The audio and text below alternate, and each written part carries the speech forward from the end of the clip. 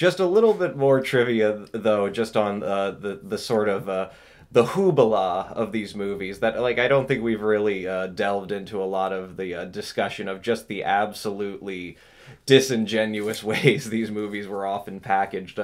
The Attack of the Puppet People went through two working titles. One was I Was a Teenage Doll, which is clearly supposed to be a reference to, like, I was a teenage werewolf or I was a teenage Frankenstein, which really doesn't work because none of the characters are teenagers. It also had the working title The Fantastic Puppet People.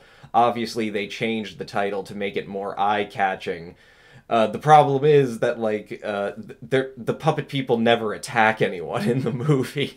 Like, there's no moment of, like, violent revenge on their mad scientist oppressor. And what makes it even better is that the poster for the movie features this incredibly dynamic shot of this Rottweiler, like, lunging for the puppet people and these four men all together lifting up a kitchen knife to try to attack it.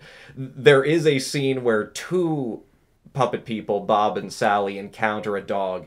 It's not the same breed of dog as on the poster, and they never attempt to fight it. So none of that ever happened in the movie. It was clearly a case of they designed the poster before they even wrote a page of it.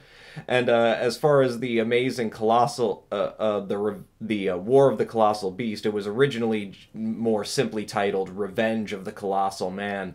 But AIP ultimately felt that War of the Colossal Beast was a more eye-catching title, and in a weird way, it seemed like they were even downplaying the fact that it was actually a sequel to the previous film. Like, there's a possibility that a lot of the people going to see this movie, you know, would have been completely unaware that it's related to a previous film, which is fine, so to speak, because anything important that takes place in The Amazing Colossal Man is summed up using stock footage during a dream sequence. One more little bit of trivia regarding the Attack of the Puppet People.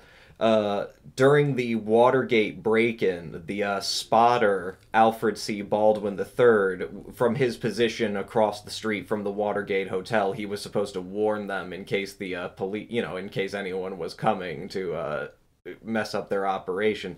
He was watching Attack of the Puppet People on Channel 20, and apparently he was enthralled enough with this cheap little B movie that he failed to warn the burglars when a police cruiser pulled up in front of the Watergate Hotel without its lights on.